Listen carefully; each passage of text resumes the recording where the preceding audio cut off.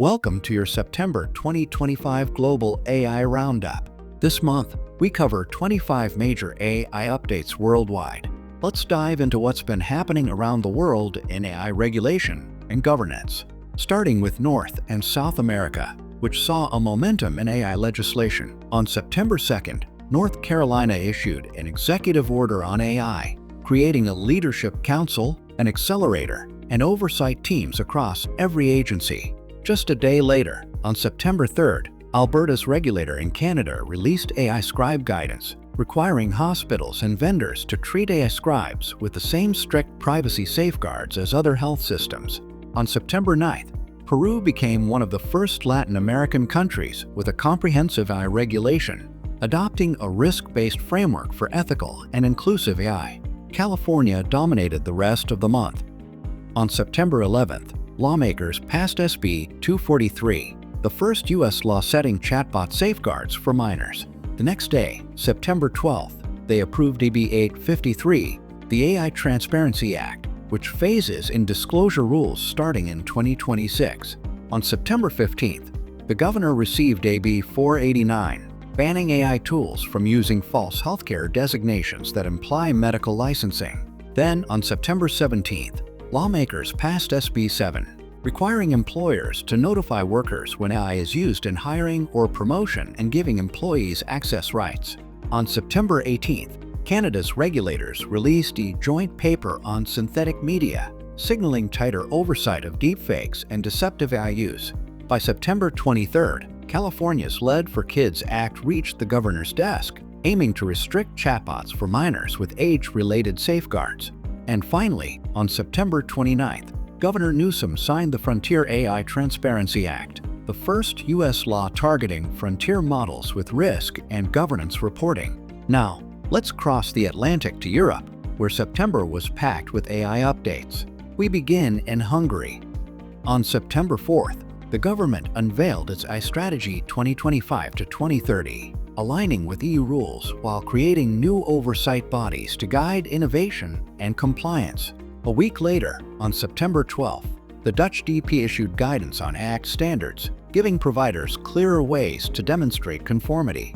On September 17th, Italy made history as the first EU country with a national AI law covering health, labor, and protections for minors, alongside criminal penalties for misuse. Then, on September 22nd, the European Parliament shared its AI Continent Action Plan, focused on boosting investment, skills, and infrastructure while balancing innovation with safeguards. And on September 23rd, LinkedIn announced it will use user data to train Gen AI models, starting in the UK and expanding across Europe, a move that raises fresh privacy and compliance debates. Let's turn our attention now to Asia, another hotbed of AI regulatory activity. We begin in Southeast Asia. On September 1st, Thailand released a study aligned with UNESCO's AI ethics guidelines, recommending voluntary frameworks like certification and sandboxes to foster responsible innovation.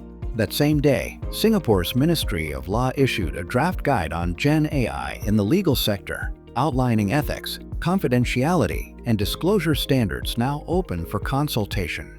On September 1st as well, China's rules on AI content labeling came into force, requiring visible warnings and hidden identifiers on all AI-generated text, images, audio, and video. Moving to South Korea on September 4th, the PIPC introduced revised privacy impact assessment standards, adding strict criteria for AI learning, operation, and data use in the public sector.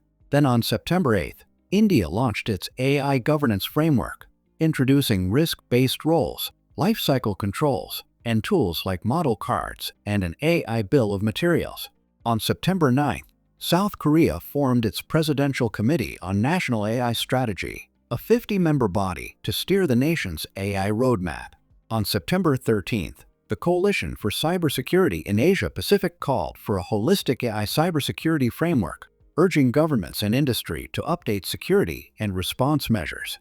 On September 16th, South Korea advanced further, releasing a draft decree for the AI Basic Act, due January 2026, and issuing a joint AI privacy governance declaration with 61 major companies, including Samsung and Hyundai. On September 17th, South Korea hosted the Global Privacy Assembly in Seoul, where 20 regulators adopted a declaration supporting privacy-protective, innovation-friendly AI. On September 22nd, China's TC-260 released its AI Emergency Response Guide, setting a structured 4-phase system for incident preparedness and response. And finally, on September 25th, China's CAC issued AI Safety Governance Framework 2.0, laying out stricter principles for oversight, transparency, and security in AI development. Before we wrap up, here's a look at what's coming next. India pushes ahead with its India AI mission, rolling out hundreds of data labs to boost grassroots innovation. In Europe, France prepares its national enforcement plan for the AI Act, while the European Commission is gathering input on transparency rules and incident reporting guidance. And in the US, 2 federal bills are moving forward: the FAIR Act and the Sandbox Act, both set to shape future AI policy. That's a wrap on this month. Stay informed, stay compliant. See you next month.